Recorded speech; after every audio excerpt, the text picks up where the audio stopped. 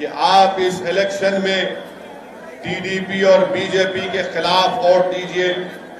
हमने आपसे अपील किया था कि आप असेंबली और पार्लियामेंट के इलेक्शन के लिए जगन मोहन रेड्डी का साथ दीजिए।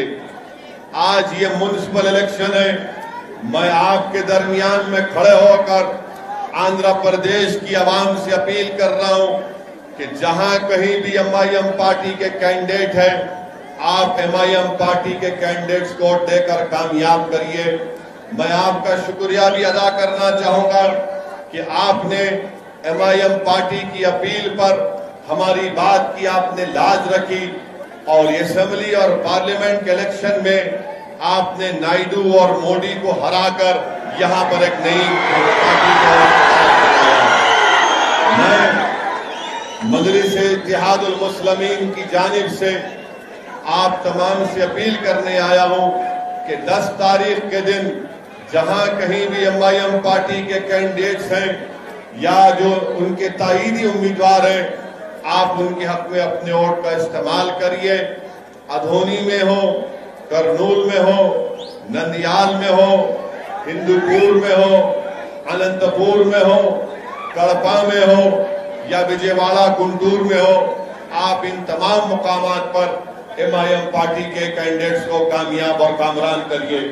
मेरी आपसे एक और बात, आपको ये बात रखना था कि ये अजीब बात है कि असेंबली का इलेक्शन आता है तो वाईएसआर पार्टी के लोग हमको फोन करके बोलते आप हमारी सपोर्ट करो। पार्लियामेंट का इलेक्शन आता तो आप हमको बोलते। अब म्युनिसिपल इलेक्शन आया तो एमआईएम पार्टी का मीटिंग मैदान में नहीं होना, हिंदूपुर में इलेक्शन क्यों लड़ रहे, अनंतपुर में क्यों लड़ रहे, अधोनी में हमको पब्लिक मीटिंग का परमिशन दिए फिर कैंसिल कर दिए। तो मैं इन लोगों को बताना चाह रहा हूं कि अधोनी में आपने हमको परमिशन नहीं दिया तो मैंने कहा कि ठीक है, हमारा प्रोग्राम आज अधोनी में जुमे की नमाज के बाद जलसा था, इंतखाबी जलसा, मगर वहां पर बड़े बड़े लोग हैं, मिनिस्टर बनने का ख्वाब देख रहे हैं और अधोनी के अवाम को कह दिया कि मेरे को मिनिस्टर बनना है, असदुद्दीन ओवैसी को अधोनी में जलसा करने नहीं दूंगा। मैं उनको बताऊंगा कि आप मिनिस्टर बन जाओ या चपरासी बन जाओ, मगर एक बात याद रखो, आप मजलिस-ए-इत्तेहादुल मुस्लिमीन को रोक नहीं सकते। मजलिस-ए-इत्तेहादुल मुस्लिमीन एक असदुद्दीन ओवैसी का नाम नहीं है, ये तमाम लोग ये तमाम लोग असदुद्दीन ओवैसी हैं। तो अगर आप ये समझ रहे हैं, चाहे किसी भी पॉलिटिकल पार्टी का हो, अगर वो ये समझ रहा है कि एमआईएम पार्टी को जलसे नहीं होने देंगे, एमआईएम पार्टी के लोगों को डराएंगे, मेरे भाई डरते होंगे तेलुगु देशम के नायडू वाले, डरते होंगे बीजेपी आरएसएस वाले। हम किसी से नहीं डरते, हम डरते हैं तो सिर्फ अल्लाह से डरते हैं। तो अब क्या हुआ, वहां के अधोनी के जो जिम्मेदार थे वाईएसआर पार्टी के, उन्होंने हिमाकत करे, क्या करे, हिमाकत करे, थोड़ा दीवानापन करे। अगर आज मेरा जलसा हो जाता, मैं यहाँ पे आ जाता, मगर उन्होंने हमारा जलसा कैंसिल कराए, हमको चैलेंज करे, तो मैं बोला ठीक है, आज नमाज पढ़ने अधोनी में आऊंगा और कल फिर जलसे में जाऊंगा। तो अब क्या हो गया, 2 बार अधोनी जाना पड़ रहा। अब 2 बार हम शेरवानी वहां पर जाएंगी तो असर रहेगा इंशाअल्लाह। ये समझते नहीं है, मेरे को मिनिस्टर बनना है, हर कोई मिनिस्टर बन रहा नहीं। आप असद साहब को मत बुलाइए, मजलिस को कैंडिडेट मत खड़ा करो। मेरे भाई, किसी एमएलए को मिनिस्टर बनना है तो मजलिस को मिनिस्टर बनने का शौक नहीं है। मजलिस को लड़ने का शौक है। मजलिस को अगर कोई मिनिस्टर बनता तो बन जाए, हमको इससे कोई परवाह नहीं है। आप बनते जो बनते बन जाओ, मगर हमको हमारा हक मिलना चाहिए, हमारे मसाइल हल होना चाहिए। इसीलिए अगर कोई आके ये बोलेगा कि एक आदमी की मकबूलियत के लिए एक आदमी को मिनिस्टर मिलने वाला है, आप उस बिना पर पूरे गरीबों के मफाद की कुर्बानी दे दो या कॉम्प्रोमाइज कर लो, मेरे भाई ये नहीं हो सकता है। जब तक हम जिंदा रहेंगे सबसे लड़ेंगे इंशाअल्लाह ताला। और हमारी ये जिद्दोजहद, हमारी ये लड़ाई अपनी मकबूलियत के लिए, अपनी अना के लिए नहीं है, बल्कि गरीबों को उनका हक दिलाने के लिए। और मजलिस इत्तेहादुल मुस्लिमीन की तारीख है 63 ईयर्स से, 63 साल से मजलिस इत्तेहादुल मुस्लिमीन अवाम की खिदमत करती आ रही है। मैं आपको ये बताना चाह रहा हूं कि आज अल्हम्दुलिल्लाह अल्लाह ने मौका दिया करनूल को आने का, और मैं आपसे वादा कर रहा हूं कि अल्लाह मुझे जब तक जिंदा रखेगा मैं बार बार करनूल को धोने को आता रहूंगा इंशाअल्लाह। आप नहीं रोक सकते मेरे को, इसलिए नहीं रोक सकते कि अल्हम्दुलिल्लाह हमारी लड़ाई इखलास के ऊपर मुबन्नी है। हम अपना हक चाहते हैं और एमआईएम पार्टी ने बहुत से चीफ मिनिस्टर को देखे। मैं आज से 25 साल पहले एमएलए बना था। मैं 25 साल पहले जब 1994 में एमएलए बना तो मैं एक ही एमएलए था। उसके बाद जब चीफ मिनिस्टर थे एनटी रामाराव, उनको धोखा दिए चंद्रबाबू नायडू। चंद्रबाबू नायडू 9 साल या जो भी थे, उसके बाद उनको पावर चला गया, साइकिल में हवा कम हो गई। तो वाईएस राजशेखर रेड्डी सीएम बने, हम उनको देखे। वाईएस राजशेखर रेड्डी के हादसे के बाद रोशैया बने चीफ मिनिस्टर, हम उनको देखे। उसके बाद किरण कुमार रेड्डी आए, उन्होंने मजलिस से झगड़ा करे, उन्होंने अपनी पार्टी बना लिए, पार्टी का निशान चप्पल रखे, चप्पल राज में आई। किरण कुमार रेड्डी चले गए, किरण कुमार रेड्डी चले गए, आंध्रा तो बाइफर्केशन हो गया। यहां पर चंद्रबाबू नायडू बने, 5 साल के बाद उन्होंने घर में बैठ गए, उन्होंने जगनमोहन रेड्डी बन गए। तो अब तक माशाल्लाह से हम लोग 7-8 चीफ मिनिस्टर को देख लिए। आप हमको मत रोको, आप जितना हमको रोकेंगे ना हम उतना जिद में आते।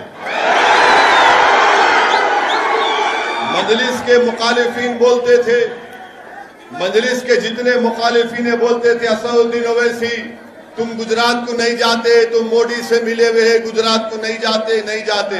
हम गुजरात को गए नहीं गए ना गुजरात को गए। अहमदाबाद में खाली 25 दिन की मेहनत हमारे वहां के सदर जनाब साबिर भाई साहब ने, उनकी टीम ने की। 25 दिन की मेहनत में अल्हम्दुलिल्लाह मजलिस के 7 कॉर्पोरेटर और अहमदाबाद में कामयाब हुए। गोधरा को पहली मर्तबा जिंदगी में गोधरा गया, 8 कैंडिडेट खड़ा किए, 7 जीते अल्हम्दुलिल्लाह। मोडासा में अगर मैं गलत ना कहूं तो 12 या 13 खड़ा किए, 9 जीत गए। अब मोडासा में leader of opposition MIM party का कांग्रेस को हमसे कम मिले। फिर भरूच में हमारे एक उम्मीदवार को कामयाबी मिली। तो मैं इन लोगों को बताना यह चाह रहा हूं कि हमारे को चैलेंज नहीं करना। तुम चैलेंज करे तो हम चैलेंज कबूल करने तैयार हैं, क्योंकि याद रखो तुम भी इंसान, मैं भी इंसान। तुम आज पावर में, तुम कल नहीं रहेंगे, मैं तो हमेशा रहूंगा इंशाअल्लाह। तो इन लोगों को क्या होता है कि पावर, हम पावर में है, हम रूलिंग पार्टी है। अरे तेरे जैसे 56 को देख लिया मैं। रूलिंग पार्टी कई की रूलिंग पार्टी है तेरी। रूलिंग तो अल्लाह की है, लहू माफी समावाते व माफिल अर्ज़, जमीन व आसमान का मालिक अल्लाह है। तुम क्या रूलिंग करते, उन्हें रूलिंग करता, उन्हें रूलिंग करा बोलते। सुबह में सूरज निकलता, रात में चांद तारे ये सब आते, बारिश होती। रूलिंग रूलिंग कहीं की रूलिंग बैठे, कोई रूलिंग नहीं। ये दुनिया में हम सब जो है मुसाफिर है, पानी के बुलबुले हम सब लोग। तो ज्यादा गुरूर तकब्बुर नहीं करना बाबा। अल्लाह मौका दिया, काम कर लो। मिनिस्टर बनना है, जो मिनिस्टर बनो, क्या क्या बनते बनो। लाल गाड़ी के ऊपर लाल लाइट लगा के फिर लो, दूल्हे बन के, हमको इतराज नहीं है। हमारे को डिस्टर्ब नहीं करना। हमारे को डिस्टर्ब करे तो हम तुम्हारे पीछे पड़ जाते थे, और ऐसा पीछे पड़ते हैं कि तुम्हारे को आइंदा असेंबली इलेक्शन में नतीजा दिखाएंगे फिर हम। तो इसीलिए मैं इखलास के दायरे में रहकर, अदब के दायरे में रहकर इन लोगों से अपील कर रहा हूं, अपना काम करो, हमको अपना काम करने दो। आप अपना काम कर लो, कौन रोक रहा आपको? मगर नहीं, यहाँ मैदान में नहीं करना है। एमआईएम पार्टी को जलसा कैसा देती, आज बंद है। अरे आंध्रा में बंद है, हम भी बंद की तायीद करे, जुनेद भी करे, मंसूर भी करे, सब करे, तायीद करे, मगर ये शाम में बंद होता क्या? मैं हमारे को कोई बोले बड़े लोग, वो गवर्नमेंट कहने साहब बंद है, मतलब रात में कुत्ते का पेशाब भी बंद है क्या? रात में वो बंद नहीं होता। तुम बोले तुम कुत्ते का पेशाब पियो, पब्लिक में जाके अपना वोट का मुतालबा करेंगे, पतंग के नुकसान को। बंद, अरे बंद है तो दिन का बंद है। आज मैं जा रहा था अदोनी को, कौन सा गांव था जुनैद? कोटपुर में गाड़ी रोके, है ना, तो हमारे को देख के आके बोले साहब 1-2 मिनट आप भी हमारे प्रोटेस्ट पर शामिल हो जाओ। हम बोले ठीक है। बराबर गया मैं, वहां पे कम्युनिस्ट लीडर थे गफूर साहब नाम याद है। गफूर साहब बोले आओ जी तुम आओ, जाके बोलो जरा कौम का नाम अच्छा होता। बोला अच्छी बात है, आता हूं। गफूर साहब जाके बोले, तो ये हमारा काम यही है।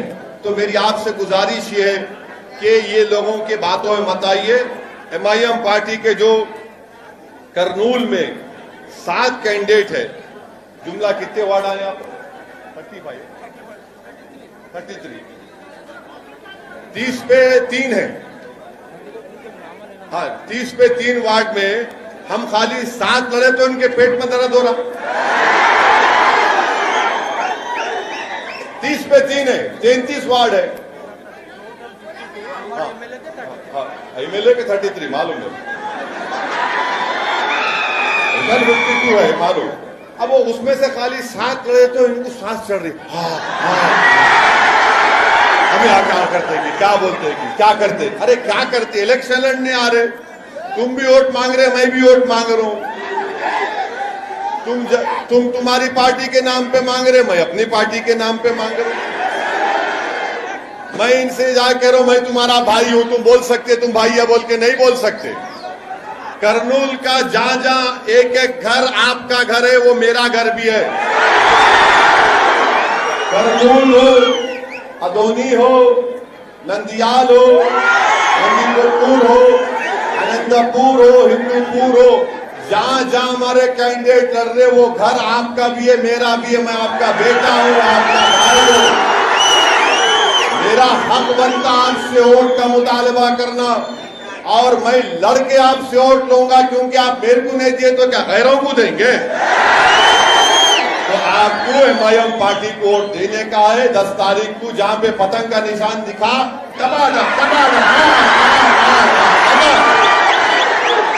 और 10 तारीख को पूरे आसमान पे खाली पतंग नजर आना। तो मेरी आपसे गुजारिश है कि जब अहमदाबाद में एमआईएम पार्टी को 7 हमारे कैंडिडेट जीत गए, तुम करनूल में 6 नहीं जिता सकते। जब गोधरा में हमारे 7 कारपोरेटर कामयाब हो गए, तो क्या आप नंदियाल अदोनी में हमको नहीं जिता सकते? इंशाअल्लाह। तो इसीलिए मेरी आपसे गुजारिश है कि ये नंदी गुटकुर के हमारे वार्ड नंबर 7 से मौला अली, वार्ड नंबर 8 से एस फारूक, वार्ड नंबर 20 से हिदायत, वार्ड नंबर 24 से अब्दुल मन्नान साहब MIM पार्टी के कैंडिडेट हैं। तीसरी अहम बात मैं आपको बताना जरूरी समझता हूं कि हमारे जुनैद साहब मजलिस के कायद हैं। यहां पर गोनीगंडला मंडल में एक 24 साल की हाजिरा बी का मर्डर हो गया। अगस्त 7 को उसका मर्डर हुआ। ये आज जो आके MIM पार्टी नहीं लड़ना बोल रहे, उन्होंने गए क्या हाजिरा बी के घर को? आप पूछो जाके। गोनीगंडला मंडल में 24 साल की 20 पे 4 साल की बच्ची हाजिरा बी, जिसका मर्डर हो गया अगस्त 7 2020 को। ये कोई जाके नहीं मिले उससे। जुनैद गए, जाके उनकी वालदा से मिले। अभी लाके मेरे को उनकी वालदा से मिला है, उनकी अम्मा से, बच्ची से। वो अम्मा रो रही थी कि मेरे बच्ची से इंसाफ करो, अभी तक किसको अरेस्ट नहीं करे। मैंने कहा कि अम्मा, इंशाअल्लाह सुबह में मैं SP और कलेक्टर साहब से बात करके हमारी बच्ची को जो लोग मर्डर किए उनसे डिमांड करूंगा, उनको अरेस्ट करना पुलिस, उनको जेल को भिजाना और कोर्ट के केस के जरिए उन तमाम को सख्त से सख्त सजा 302 में जो IPC मिलती है मिलना चाहिए। ये काम MIM पार्टी कर रही है। अब जो लोग हमको बोल रहे हैं कि काम नहीं, ये आप इलेक्शन नहीं लड़ना, या कहीं को आए साहब आप, यहाँ अच्छा माहौल है। अरे अच्छा माहौल को अच्छा करने आए, खराब करने कौन आई थी? जब CAA का मीटिंग हुई, CAA के खिलाफ, NPR NRC के खिलाफ, तो बड़े मैदान में हुई थी, हजारों की तादाद में आपने शिरकत की थी, हम आए थे। जब आके बाजू बैठना जरूरी था इनको, इनको बुलाए भी नहीं थे। नहीं मैं बाजू बैठता, मतलब बैठो। हम तो बोल रहे बाजू नो को बैठो, दिल में बैठ जाओ, आके जगह है हमारी। मुस्लिम पर्सनल बोर्ड का जलसा हुआ, ट्रिपल तलाक के खिलाफ पूरे उलमाए कराम आए थे। अल्हम्दुलिल्लाह करनूल के तमाम उलमाए कराम, मशाइखीन, मदरसे के जिम्मेदारान की सरपरस्ती में वो जलसे आम हुआ। आप तमाम ने शिरकत की। तो मेरी अजीज दोस्तों और बुजुर्गों, मैं आपको बता रहा हूं कि करनूल में हो या आंध्र प्रदेश में हो, आपको अपनी एक पॉलिटिकल वॉइस की जरूरत है। आपको अपनी पार्टी के नुमाइंदों को कामयाब करना जरूरी है, ताकि कोई आपके लिए लड़े, ताकि हुकूमत के पास जाकर आपके मसाइल की तर्जुमानी कर सके। मैं आपको ये बात इसलिए बता रहा हूं, अगर आप ये समझेंगे नहीं असद साहब अच्छी तकरीर करते, हम तकरीर जलसे में आएंगे, सीटी मारेंगे, हा करके चले जाएंगे, ऐसा नहीं है। मैं आपसे अपील कर रहा हूं कि 10 तारीख को आप सुबह सुबह अपने घर से निकलकर अपना एक वोट MIM पार्टी को देंगे। अपनी पार्टी को मजबूत करो। आप ये देख रहे पूरे मुल्क में कैसे हालात हो रहे हैं। जब से BJP की सरकार बनी है, अक्सरियती तबके की जमहूरियत का उसका फरोग दिया जा रहा है। जो मुसलमान हैं, दलित हैं, आदिवासी हैं और जो गरीब बैकवर्ड क्लास के लोग हैं, वो सब लोग फिक्रमंद हैं कि ये मेजॉरिटेरियन फॉर्म ऑफ डेमोक्रेसी की वजह से हमारी आवाज को बंद कर दिया जा रहा है। घुटन महसूस हो रही है। अगर कोई अपने आप का मुतालबा करता, अगर कोई बोलता है कि दिल्ली के फसादात में वो जो बच्चा फैजान, वो फैजान का वीडियो आपने देखा होगा कि 4 लड़के जमीन पर पड़े हुए और दिल्ली की पुलिस या कहां की पुलिस उन बच्चों को मार कर कह रही है कि जनगण मना पढ़ो, तो उसमें से एक बच्चा दर्द की हालत में, कर्ब की हालत में, तकलीफ में जनगण मन पड़ता है, बाद में फैजान मर जाता है। अगर मैं फैजान के मारने वालों को गिरफ्तारी का, उनके अरेस्ट का मुतालबा करता हूं तो एंटी नेशनल करार दिया जाता है। मैं ट्वीट करता हूं तो दिल्ली पुलिस रिप्लाई करके कहती है कि फुला पढ़ लो। अरे दिल्ली पुलिस वालों, तुम यकीनन बहुत अक्लमंद होंगे मुझे मालूम, मगर मेरी आपसे एक ही रिक्वेस्ट है दिल्ली पुलिस के कमिश्नर पुलिस से कि मैं आज के जलसे से आपसे पूछना चाह रहा हूं, वो फैजान को जिन्होंने मारा, क्या आपने उनको गिरफ्तार किया? जिन्होंने फैजान को मारा, आपने उनको गिरफ्तार किया? जो 19 मसाजिद को नुकसान पहुंचाया गया या शहीद किया गया या जलाया गया, आपने उनको कितनों को गिरफ्तार किया, बताओ आप। नहीं इसका जवाब आता। आज इसीलिए मेरे भाई, मैं आपको डराने के लिए नहीं कह रहा हूं, बल्कि समझाने के लिए हकीकत बयान कर रहा हूं। ये रात लंबी होने वाली है, ये रात बड़ी लंबी होने वाली है। और याद रखो, आपको पहले से ज्यादा अपने रिश्ते को अल्लाह से मजबूत करना है। आपको पहले से ज्यादा अपने आप पर, उसकी अल्लाह की जात पर तवक्कल करना है। आपको पहले से ज्यादा मुत्तहिद रहना है। आपको पहले से ज्यादा आज मजलिस की आपको जरूरत है। मजलिस आपकी आवाज है, मजलिस आपकी पहचान है। क्या आप नहीं देखते कि भारत की पार्लियामेंट में जब कभी भी कोई मसला आता है तो कौन उठकर बीजेपी की हुकूमत के खिलाफ बेबाक तरीके से उनको बयान करता है। यहां से आंध्र प्रदेश से वाईएसआर पार्टी के भी एमपी हैं, टीडीपी के भी एमपी हैं, मगर जब सीएए का कानून पास हुआ तो ये तमाम दोनों पार्टी के लोग क्या बोल रहे थे किसी को समझ में नहीं आ रहा था। या दोस्ती कर रहे थे या दुश्मनी कर रहे थे, नहीं मालूम। ट्रिपल तलाक का बिल लाया गया, दोनों पार्टी समझ में नहीं आ रहा था कि तुम बीजेपी को तलाक दे रहे या शादी कर रहे, वो भी समझ में नहीं आ रहा। ऐसा लग रहा था कि ना तलाक देना चाह रहे, ना निकाह में वापिस लेना चाह रहे। मगर कौन साफ और वाज़े तरीके से, चाहे ट्रिपल तलाक हो, चाहे सीएए का कानून हो, चाहे बजट हो, हम बेबाक तरीके से दलाइल को बीजेपी की मुखालिफत करते आ रहे हैं। ये काम एमआईएम पार्टी कर रही है। और आप जानते हैं कि अल्लाह के फजलो करम से औरंगाबाद की पार्लियामेंट की सीट से भी एमआईएम पार्टी का कैंडिडेट कामयाब हुआ। एमआईएम पार्टी के अब 2 एमपी हो गए, 2 है। ये दो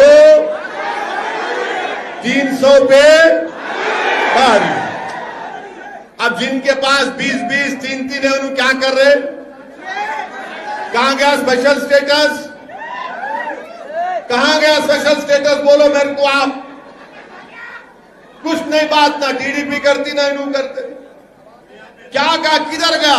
मैं ये इसलिए बोल रहा हूं, अगर कल तुम अधोनी में मेरे जलसे का परमिशन कैंसिल नहीं करते, खामखा उंगली करे। नहीं छेड़खानी करना हमसे पाशा। छेड़खानी करे तो हम काजकोरी की फल्ली है, तुम्हारे को गुजरी होती, याद रखो। अब मेरे को फोन करके कोई बोलते, अरे असद साहब हिंदूपुर क्यों आते? मला क्यों नहीं आना? अरे कहीं को आते? बोला हो आ तो मेरे अब्बा की जागीर है, यहाँ नहीं आना, वहां नहीं। अरे फिर कहां जाना पाशा? क्या जाना? मेरे ना तो मैं कॉन्ट्रैक्टर हूं, ना मेरे को कोई वो इरिगेशन का कॉन्ट्रैक्टर हूं, ना मेरे पास कोई माइन है, ना मेरे पास कोई कंपनी है। खाली एक ही काम है, गाड़ी में बैठना, जलसे करना है, एमआईएम पार्टी का हरा झंडा लेकर एमआईएम पार्टी जिंदाबाद, एमआईएम पार्टी जिंदाबाद। अब ये दूसरों को उनका कॉन्ट्रैक्टर भी है, दौलतमंद भी है, करोड़पति भी है, तो उनको डर होता, इनको इनसे डर होता, उनको उनसे डर होता। अरे तुम दोनों डर लो, हमको क्या करना? मेरे भाई, मेरी आप तमाम से, मेरी इज्जतदार माँ और बहनों से गुजारिश है कि आपको एमआईएम पार्टी को सपोर्ट करना है।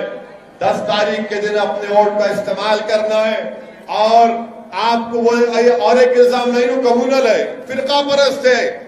असदुद्दीन ओवैसी अपनी स्पीच देते तो हेट स्पीच देते, भड़काऊ भाषण देते। मैं चैलेंज कर रहा हूं, अगर तुम चैलेंज कबूल कर लिए तो आओ अपन खड़े रह के एक डिबेट कर लेंगे, मालूम कर लेंगे कौन फिरका परस्त है, बताएंगे। कहा कि फिरका परस्ती हम बता सकते हैं आपको। एमआईएम पार्टी कम्युनल है। अरे क्या तुम्हारे पास क्या सर्टिफिकेट है? कंपनी है? हाँ, तुम्हारे पास क्या कंपनी है? तुम स्टैंप मार के दिए तो सेकुलर, उन्होंने नहीं दिए तो कम्युनल। अरे तुम्हारे सर्टिफिकेट की जरूरत नहीं है, मैं ड्यूटी पे रखता हूं तुम्हारे सर्टिफिकेट। नहीं वो कम्युनल है। अरे तुम अरे मैं कम्युनल तो तुम क्या है बताओ, फिर तुम क्या है बताओ हर जगह पे। अरे हुमायूं पार्टी कम्युनल, अरे तुम जितना बोलेंगे उतना मोहब्बत अल्लाह अवाम के दिलों में डालेगा इंशाअल्लाह। कम्युनल है, अरे कौन सा कम्युनलिज्म की बात कर रहा हूं मैं, तो बाबा साहिब अम्बेडकर का बना हुआ संविधान में जो हुकूक दिए गए, जो राइट्स दिए गए, फंडामेंटल राइट्स दिए गए, उनको बोल रहा हूं हमको दो आप। नहीं कम्युनल, अरे कहां कम्युनल है? हम तो कह रहे हैं कि भारत में जो दलित है, आदिवासी है, जो मुसलमान है, जो गरीब है, पसमानदा है, आप उनसे इंसाफ करो, उनके महलों में तरक्की कराओ, उनके बच्चों के लिए स्कूल का इंतजाम करो, उनके बच्चों को नौकरियां दिलाओ। अगर ये कम्युनलिज्म है तो बताओ फिर सेकुलरिज्म क्या होगा? मेरे अजीज दोस्तों और बुजुर्गों, आप देखते हैं कि दुल्हन की स्कीम कहां गई अल्लाह को मालूम। वक्फ बोर्ड के जमीन का कमेटी नहीं बनती, minority corporation, overseas education scholarship वो भी नहीं मालूम किधर गया। मेरी आपसे एक ही अपील है कि आपको जमहूरियत में एक अपोजिशन की जरूरत है।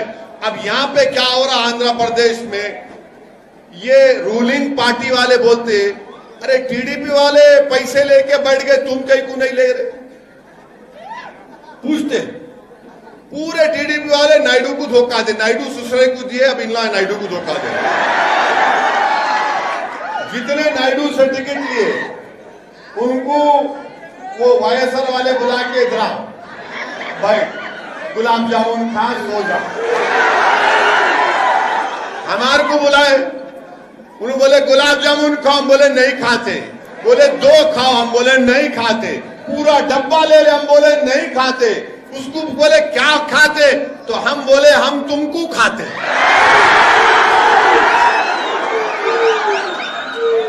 अरे टीडीपी और एमआईएम में फर्क है बाबा। हम जमीर का सौदा नहीं करते, ईमान का सौदा नहीं करते। हम जीतेंगे हारेंगे अल्लाह की मर्जी, मगर हम लड़ेंगे इंशाअल्लाह ताला। क्योंकि जब दुनिया में तारीख लिखी जाएंगी भारत की सियासत की, तो मौरिख लिखेगा कि हाँ ये लोग, इनकी खूबसूरती, इनकी ताकत, इनकी अहमियत, इनकी खुसूसियत ये थी कि लड़ने वाले लोग थे, ये किसी से डरने वाले नहीं थे। हम तारीख लिखना चाह रहे हैं, हम हिस्ट्री बनाकर रहेंगे भारत की जमहूरियत में इंशाअल्लाह ताला। हम भारत की जमहूरियत को मजबूत करना है। कैसे मजबूत करेंगे? जब दलित, आदिवासी, मुसलमानों को उनका पॉलिटिकल राइट मिलेगा, उनकी इंडिपेंडेंट पॉलिटिकल लीडरशिप बनेगी। और उसके लिए आपको मदद करना है, पहले अपनी दुआओं से, फिर अपने जमात को मशवरा देते रहना। हम गलती करे, मंसूर गलती कर रहा है, ए जुनैद सही हो जा, ये आपका काम है।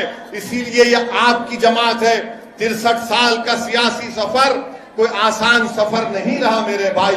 इसमें यकीनन हम तमाम को खाक और खून के दरियाओं से गुजरना पड़ा, कुर्बानियां देनी पड़ी।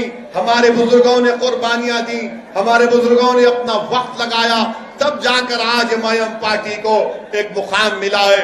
मैं करनूल की आवाम को एक और पैगाम देना चाहता हूं कि बिहार के असेंबली इंतखाबात हुए, बिहार के असेंबली के इंतखाबात हुए। बिहार में मजलिस के 5 एमएलए, कितने एमएलए? अब इन्हों जो बोलते हम रूलिंग, तुम बिहार में तुम्हारे एमएलए नहीं है, इनके है क्या? कहां है? यहाँ खाली हम यहाँ रूलिंग है। अरे बाबा, बिहार में जाकर हम जीते हैं। महाराष्ट्र में मजलिस के 2 एमएलए अल्हम्दुलिल्लाह। मेरे अजीज दोस्तों और बुजुर्गों, बिहार को हम गए, बिहार में इलेक्शन लड़ रहे थे, तो वहां पर भी कांग्रेस, वहां पर भी बीजेपी।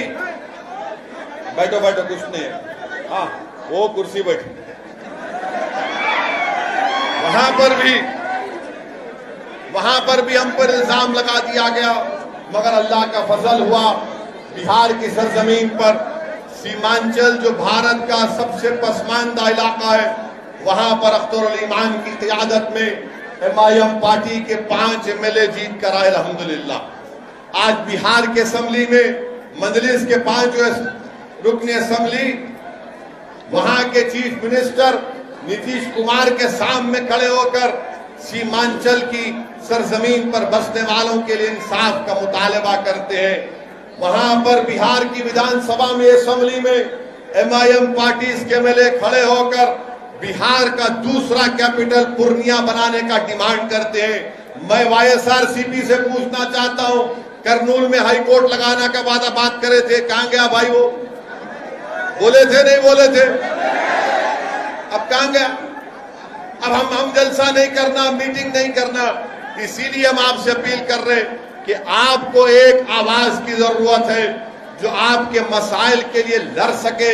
और करनूल की म्युनिसिपैलिटी में 33 में खाली हमारे 7 लड़ रहे, 7 के 7 जिता दो आप। माँ बाप की जवाब पे किसको वोट डालते? डालो बीजेपी को छोड़ के आप। मेरे अजीज दोस्तों और बुजुर्गों, और एक अहम बात की तरफ आपकी तवज्जो में मबजूल कराना चाहता हूं। कोरोना शुरू हुआ आज से 1 साल पहले, पूरे मुल्क में लॉकडाउन लगा दिया गया। नरेंद्र मोदी ने, प्राइम मिनिस्टर ने लॉकडाउन के लिए टीवी पे आके कहा, भाइयों बहनों मित्रों 4 घंटे का टाइम दिए लॉकडाउन।